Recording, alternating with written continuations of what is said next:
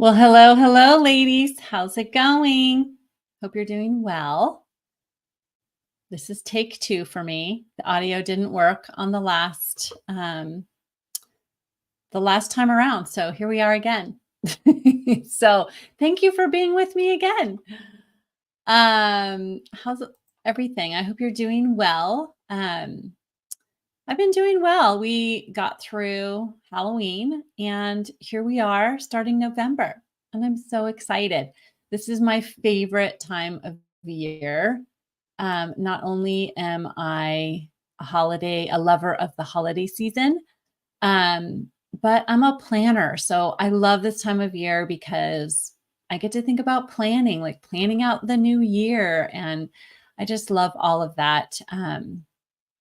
And one thing I don't love about planning and that I have always felt like there's been a disconnect for myself in a lot of times, and also for a lot of women that I work with, a disconnect between the setting the goals and the learning about planning and laying out the whole strategic plan and then actually doing it and putting it into motion. And so it's always been something I have thought about, like, why do we fail to implement sometimes? Even though we really want to get to the goal, we really want to do the things that we have planned, and why don't we do them? And so um, this is something I've kind of been nerding out on for the past 6 months. And really what I'm learning is that, put simply, the reason why we don't always follow through on our plans is because we're acting and planning from our past and from our present. And it's almost like we're trying to push our butts up the hill to, like, find the motivation to push ourselves forward and do all the things. And what I'm learning is that the latest brain science is actually telling us that acting from our future and knowing who we are and planning who we're going to be in the future and acting from that place and planning and goal setting from that place will literally pull us forward to taking the actions that we need to take, and making our achieving of our goals even more inevitable. And so it's really exciting. It's so interesting. The future self work is something that I've been interested in and studying for years. I think it all started with Tara Moore. I don't know if you've ever read her book, Playing Big. It's an amazing book, highly recommend. And she has an exercise in there, and it's an exercise I've taken clients through. I've actually studied under Tara Moore and in her Coaching Way program. And so she has a visualization exercise, and she talks a lot about future self. And I've always loved that. But even still, it hasn't really hit home for me the way that this work has been hitting home as a result of studying Dr. Benjamin Hardy's work.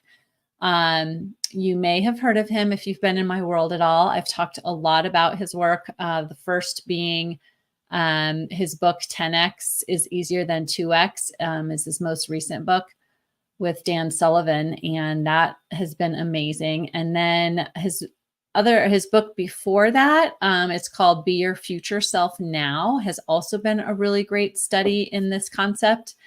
And so as I'm learning these things and putting them into practice, it's just been blowing my mind. And I feel like I've just barely scratched the surface. So of course I want to share it with you and share everything that I'm learning, and hopefully and teach it to you in a way that you can implement what this future self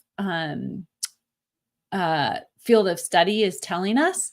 And so I love the way Dr. Hardy has really applied science to the whole concept. I think there was something missing, a disconnect for me in the purely, like, personal development space. And so knowing that this the science and how the research is actually pointing to um, the effectiveness that planning and acting from our future is much more effective than the traditional, acting and planning from our past. And so just I'll explain that a little more. Hopefully I'm not nerding out too much. So in the field of psychology, a little history lesson, from the 1800s to like the late 1990s. And this is all from Dr. Hardy's book, Be Your Future Self Now. He talks about how the traditional view of psychology, the traditional theory psychologists had is that we are basically a product of our past, right? And that's why we do all this work in therapy around healing our past, and that we act from our past, and it's because of our past that all these things are happening to us and why we do the things we do. Well, there's also emerged a new theory created by a group that calls themselves positive psychologists, or it's not a group, it's a school of thought that has questioned that theory and really started studying the impact of our future and planning for our future has on our behavior. And so what they're finding in their research, and this is a quote from Dr. Hardy's book, he says, research now shows that a person's past does not drive or dictate their actions and behaviors. Rather, we are pulled forward by our future. And I just love that thinking, that it's almost like a magnet, right? Like it's a magnetic field of our future pulling us toward it. I love that imagery.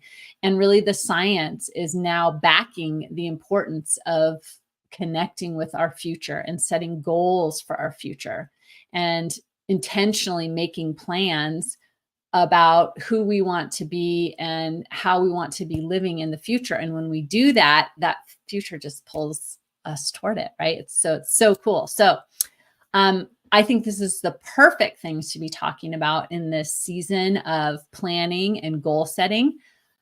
So I'm going to be incorporating what I'm learning with what I already know and what I have practiced in the past around goal setting and creating strategic plans and goals and milestones and all of that.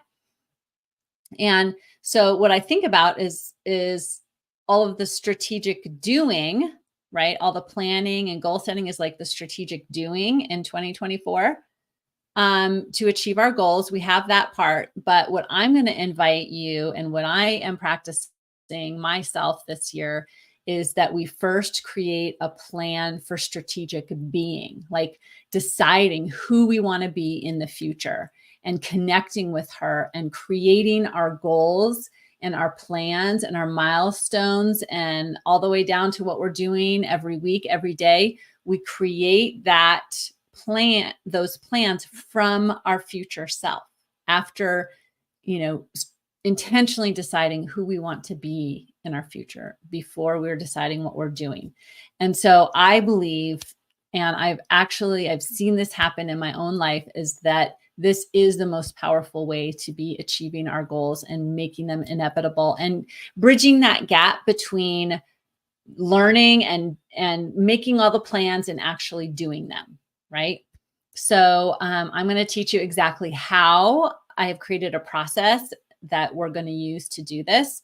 I'm going to be teaching here on social media, and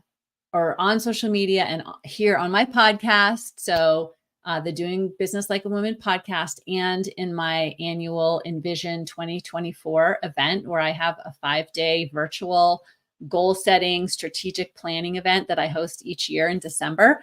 So I want to make sure every single one of you that wants to be a part of this is ready to hit the ground running on January 1st, and that we are in touch with our future and just allowing her to just pull us right to her, right?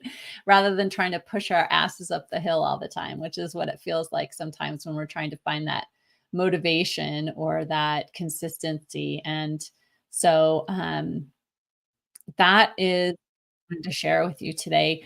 And this what I'm studying and what I'm seeing is just revolutionary and it's so fun.